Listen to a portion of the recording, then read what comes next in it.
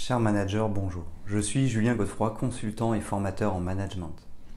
Pour progresser facilement dans votre management, je vous invite tout de suite à télécharger gratuitement mon e-book de plus de 40 conseils pour motiver vos équipes. Vous trouverez le lien dans la description.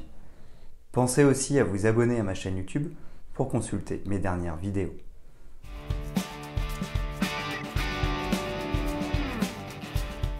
Tous les jours, nous sommes amenés à envoyer des emails professionnels. Ils peuvent être adressés à nos équipes, à notre supérieur hiérarchique, à nos clients ou encore à nos fournisseurs. Ce sont donc des dizaines de mails professionnels que nous envoyons au quotidien et dont nous attendons soit des réponses, soit des passages à l'action. Alors comment être percutant? En effet, parce que nous aurons rédigé un mail professionnel de manière attrayante, claire et incisive, alors nous maximiserons nos chances de faire réagir notre interlocuteur. Cela va donc nous permettre de mieux nous faire comprendre et de faciliter la mise en dynamique du destinataire. De plus, cela peut nous permettre de bien ancrer notre leadership et de gagner en crédibilité.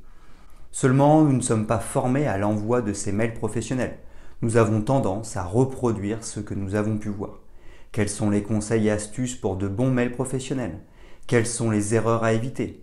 Comment rédiger un sujet d'email et un contenu percutant? Ou encore comment utiliser des salutations, des formules de politesse et des signatures adaptées? Voici les réponses à ces questions.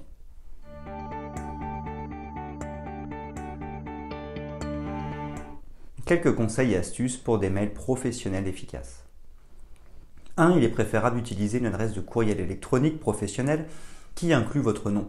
Cela donne une impression de sérieux et de professionnalisme et évite d'utiliser une adresse jetable ou gratuite. Il est possible de créer une redirection depuis une adresse personnelle vers une adresse professionnelle pour plus de praticité. 2. Je vous conseille d'opter pour un service de messagerie payant qui offre des fonctionnalités supplémentaires telles que la possibilité de créer des signatures, d'utiliser une adresse IP publique et d'activer SSL pour une meilleure sécurité.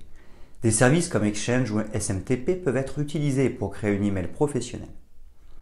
3. Prenez le temps de vous former avec les fonctionnalités avancées de votre boîte mail professionnelle en utilisant des tutoriels. Cela permet de maximiser l'efficacité de vos mails en utilisant des options telles que l'ajout de pièces jointes, la mise en forme, les signatures ou la configuration de paramètres de sécurité. 4. Pensez à prévoir plusieurs créneaux dans la journée pour consulter vos emails. D'un côté, vous ne passerez pas votre journée à regarder vos mails, vous regrouperez leur traitement. De l'autre, vous ouvrirez tout de même régulièrement votre messagerie. Ainsi, vous assurerez-vous de ne pas manquer les informations importantes et de répondre rapidement aux messages reçus. Il est important de maintenir une bonne communication avec vos collègues et vos clients pour éviter les malentendus et les retards. Utilisez un webmail pour accéder à votre boîte mail professionnelle depuis n'importe quel ordinateur ou appareil mobile est également une bonne idée. Toutefois, il est important de savoir couper son utilisation lors des soirées et des jours de repos pour décrocher.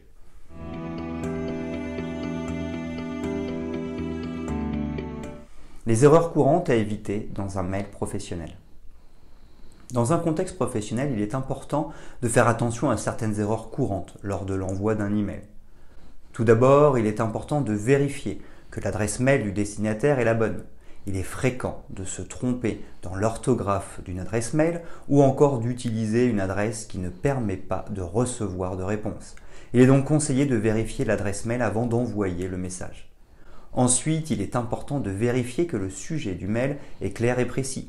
Il est fréquent de recevoir des mails avec des sujets vagues ou incompréhensibles. Nous devons donc prendre le temps de rédiger un sujet facilement compréhensible pour que le destinataire comprenne immédiatement de quoi il s'agit. Il faut également vérifier la présence de fautes d'orthographe ou de grammaire dans le contenu du mail. Fréquemment, nous pouvons recevoir des mails avec des fautes d'orthographe qui peuvent nuire à la crédibilité de l'expéditeur.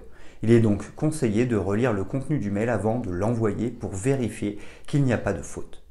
Enfin, il est important de vérifier que les pièces jointes sont bien attachées et qu'elles sont les bonnes.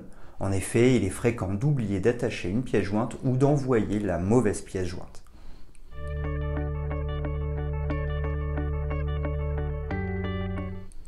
Comment rédiger un sujet et un contenu d'email percutant? Rédiger un sujet d'email et un contenu percutant est crucial pour attirer l'attention de vos destinataires et inciter à l'ouverture de votre message. Les sujets d'email sont souvent la première chose que les destinataires voient et ils peuvent faire toute la différence entre un email lu et un email ignoré. Voici quelques conseils pour rédiger des sujets et des contenus d'email percutants. Soyez clair et concis dans vos sujets de mail professionnels. Utilisez des mots-clés pertinents et faites en sorte que le sujet soit court et direct. Dans votre titre et dans votre contenu, évitez les phrases longues et les termes techniques qui pourraient décourager l'ouverture et la lecture de votre email. N'hésitez pas à vous servir de mots-clés qui décrivent brièvement le contenu de votre email dans votre titre. Cela aidera les destinataires à comprendre rapidement de quoi il s'agit. Dans votre contenu, faites-en de même avec des mots-clés pertinents et des phrases brèves et précises. Nous recevons chaque jour de nombreux mails professionnels, nous avons aussi besoin de synthèse. Utilisez des verbes d'action. Utilisez des verbes d'action pour montrer l'importance de l'email. Les verbes d'action tels que participer, réserver, acheter ou télécharger peuvent inciter les destinataires à ouvrir l'email pour en savoir plus. Faites une promesse. Faites une promesse de ce que le destinataire va trouver dans l'email pour augmenter l'intérêt. Les sujets d'email qui promettent des informations exclusives sont plus susceptibles d'être ouverts. Bien entendu, votre contenu doit répondre à cette promesse pour ne pas décevoir vos destinataires. Surtout que les prochaines fois, ils pourraient hésiter à traiter votre mail rapidement. Personnalisez vos mails professionnels. Vous pouvez utiliser le nom du destinataire pour personnaliser le sujet et augmenter la probabilité qu'il ouvre l'email.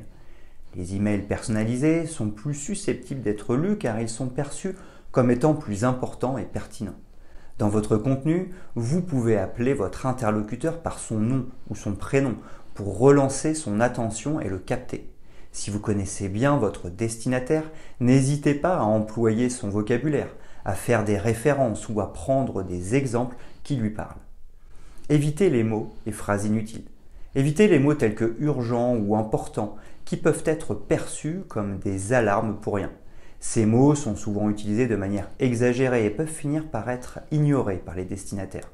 Dans votre contenu, ne cherchez pas à broder pour donner plus de quantité à votre contenu.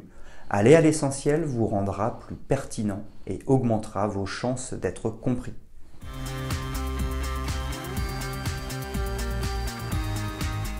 Comment utiliser des salutations, formules de politesse et des signatures adaptées dans vos mails professionnels? Les salutations, formules de politesse et signatures sont des éléments importants dans un courriel professionnel. Il est donc important de savoir comment les utiliser efficacement. Bien choisir les salutations de vos mails professionnels. Pour commencer, il est important d'utiliser une salutation appropriée. Il est courant de commencer un courriel avec une salutation telle que « cher monsieur, madame » ou « cher collègue ».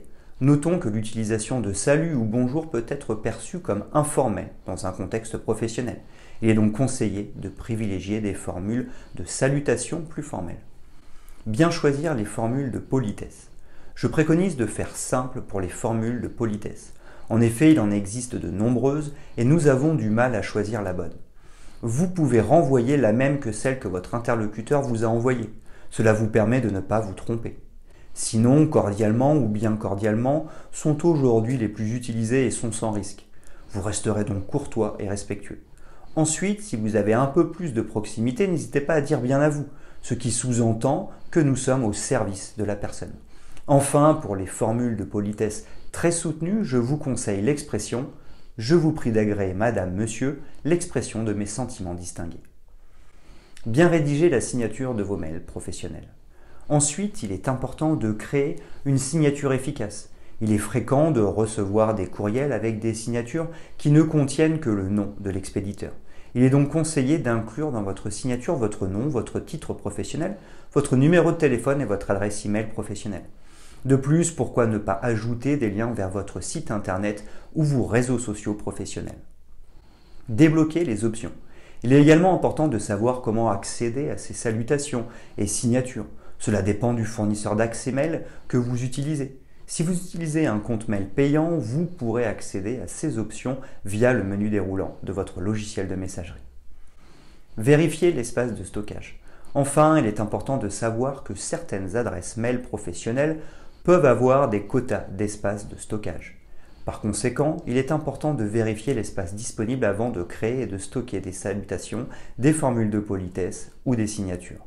Je vous conseille donc de choisir un fournisseur d'accès mail qui propose un espace de stockage suffisant pour vos besoins ou opter pour un nom de domaine et une adresse email pro qui permet d'utiliser un espace de stockage illimité.